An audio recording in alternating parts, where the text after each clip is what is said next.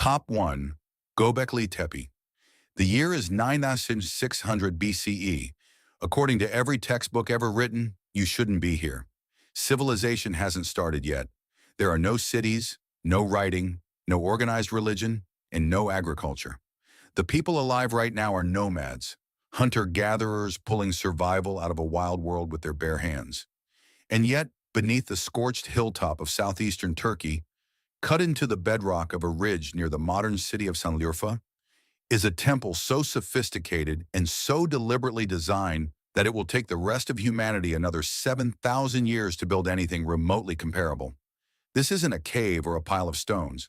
This is architecture, intentional, monumental, and older than anything in the official story of human civilization. German archaeologist Klaus Schmidt found it in 1994 after a survey team had dismissed the same hill in the 1960s as nothing but scattered flint. Schmidt looked closer. He spent the next 21 years of his life excavating this hill, returning every season until his death in 2014, calling it a Stone Age cathedral on a hill. Radiocarbon dating placed the oldest layers of construction between 9600 and 8200 BCE. That makes the site 11,600 years old, 7,000 years older than Stonehenge, and 6,500 years older than the first written word. What Schmidt found wasn't rough or primitive. The site contains at least 20 circular enclosures, each ringed by T-shaped limestone pillars weighing between 10 and 20 tons, the tallest of them reaching 5 meters into the sky. The pillars are carved with animals, foxes, vultures, scorpions, lions, and headless human figures, arranged in tableaus that feel less like decoration and more like language. Pillar 43, nicknamed the Vulture Stone, caught the attention of researchers Giulio Mali and Juan Antonio Belmonte, who published an analysis in 2017 arguing that the carvings depict the night sky as it appeared on the summer solstice of 10,150 BCE, a specific astronomical moment frozen in stone. If they are right, the builders weren't just skilled. They were watching the sky with a precision that implies generations of observation and record-keeping before a single pillar was raised. The engineering challenge alone is staggering. To quarry, transport, and erect 20-ton limestone pillars without metal tools, the wheel or draft animals, archaeologists estimate required the simultaneous coordination of at least 500 people. This organizational capacity supposedly didn't exist anywhere on Earth at that time. Ground-penetrating radar surveys in 2003 revealed at least 16 additional enclosures still buried. Less than 5% of Göbekli Tepe has been excavated. The mainstream explanation is revolutionary. Religion didn't come after civilization. Religion came first.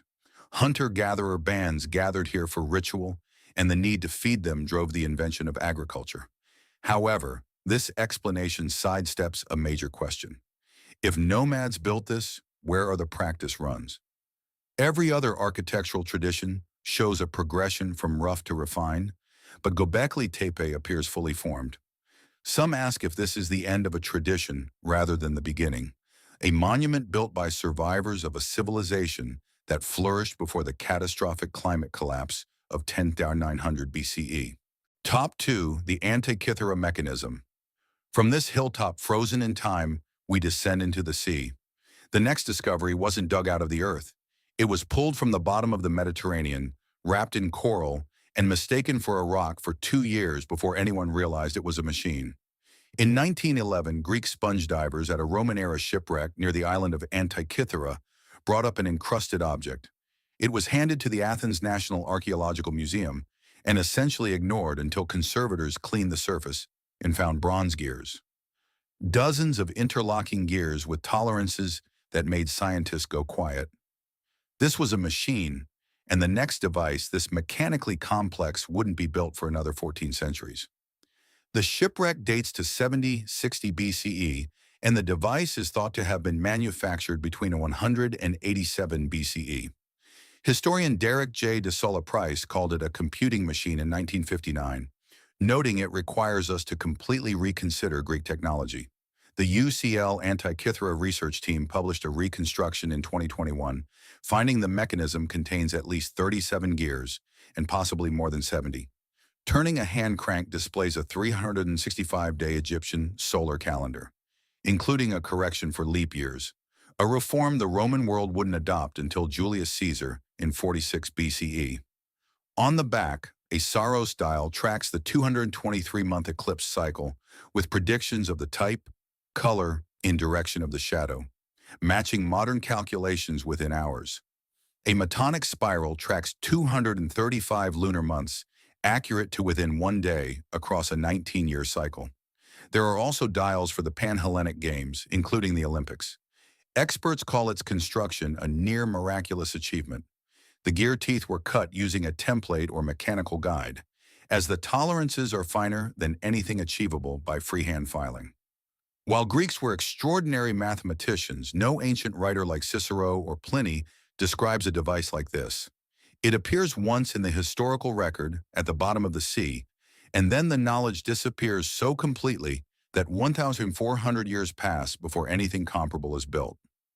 Some ask if it was an inheritance, a reconstruction of something far older from Babylonian or Egyptian traditions.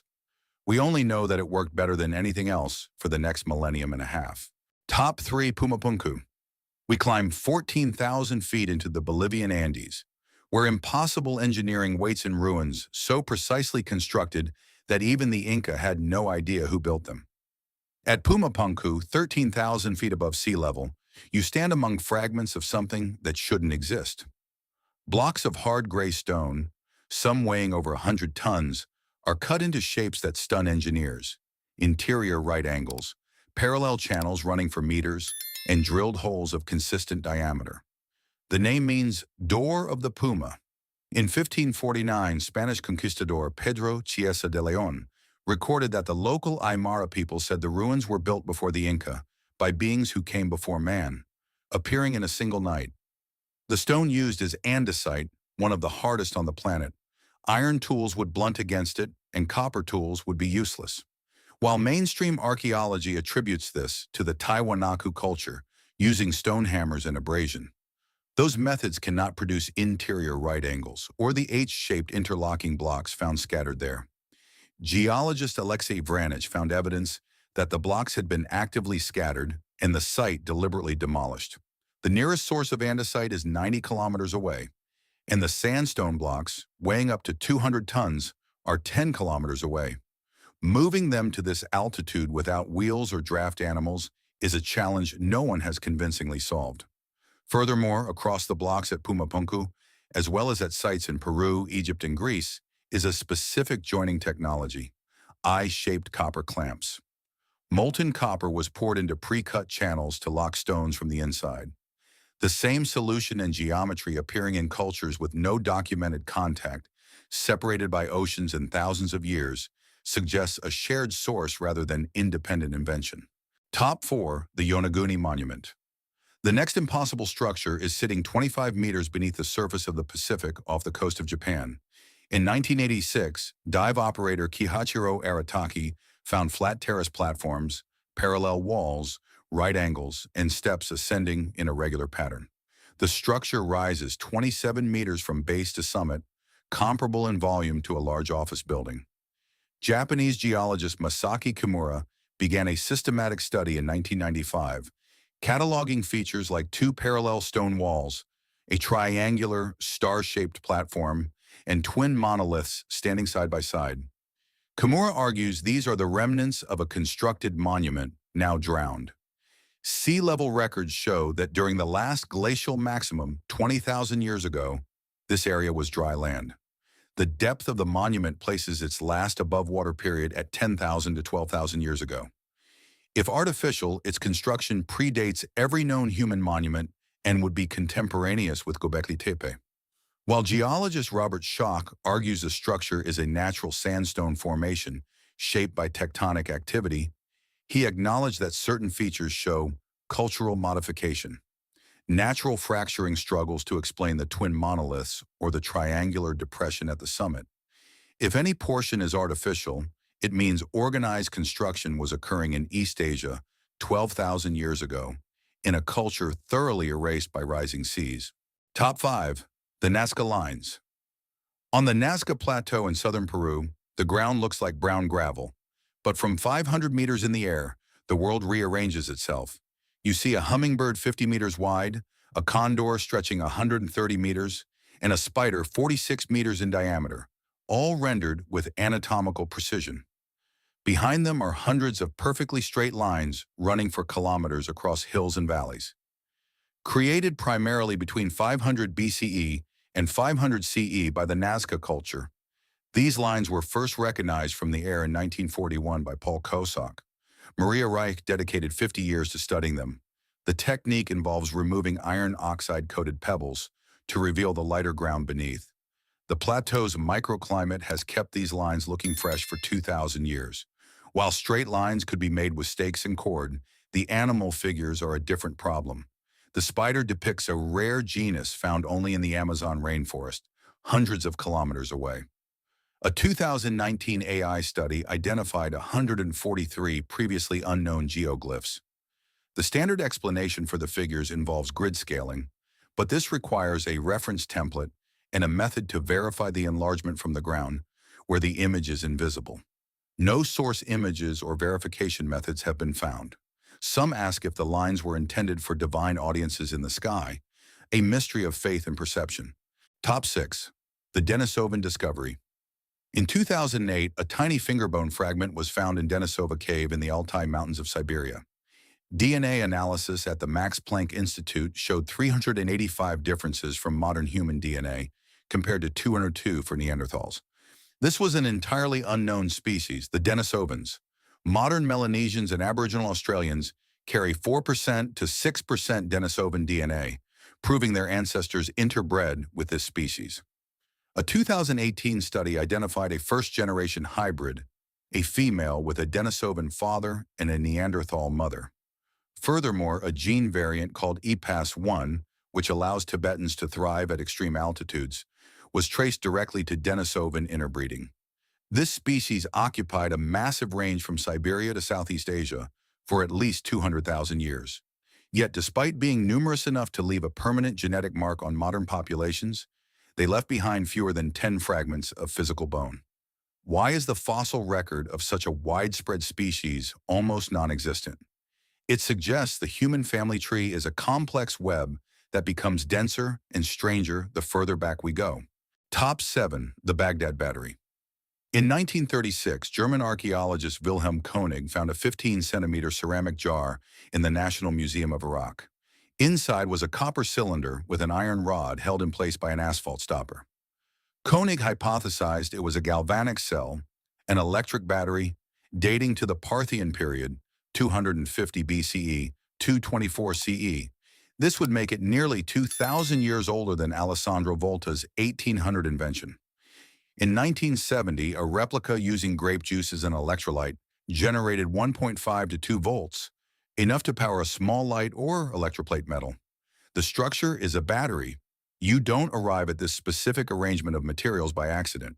While mainstream consensus suggests the jars stored scrolls, gold-plated objects from the Parthian period show a uniformity consistent with electrochemical deposition.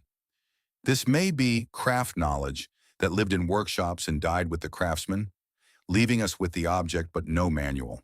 Top 8. The Megalithic Yard.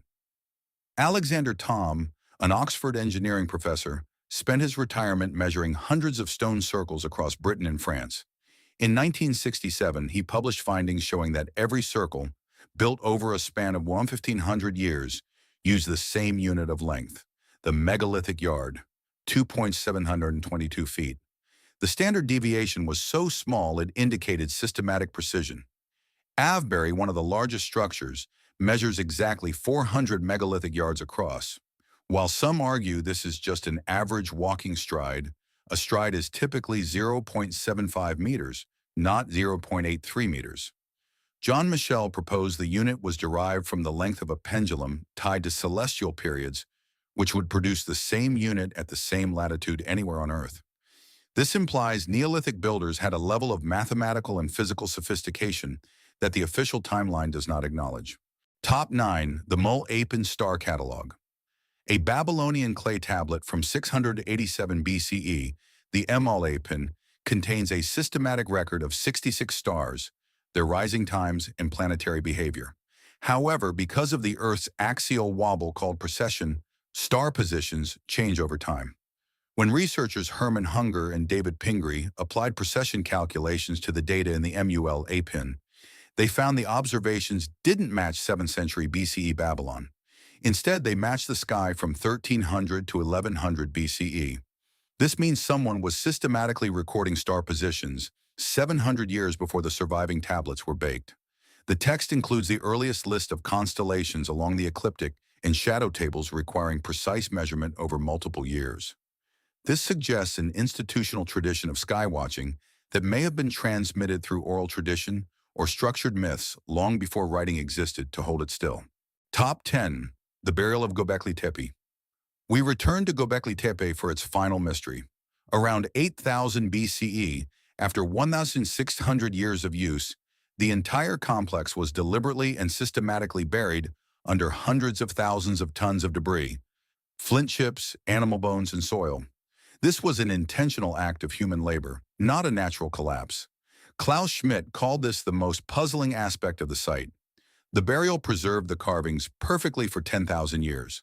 While some call it ritual closure, the backfill is functionally efficient, suggesting the site was hidden to protect it. This burial coincides with the beginning of the Neolithic Revolution and the shift to agriculture. It is as if the builders knew a new way of living was coming that would not value what they had built, so they made it invisible. 16 enclosures remain unexcavated, still sealed and waiting. These 10 discoveries show a pattern of knowledge arriving without a visible origin and precision existing without visible tools. They suggest that civilization moves in waves rather than a straight line, and that what we call ancient history might be the aftermath of something much earlier. If this journey through the hidden corners of our past has changed the way you look at history, make sure to like this video and subscribe to the channel. We are digging up the history they tried to bury, and the next archive is waiting to be opened. Join us and tell us in the comments, which of these 10 discoveries do you think is the single hardest for the official timeline to explain? Make your case. The evidence has always been waiting for the right questions.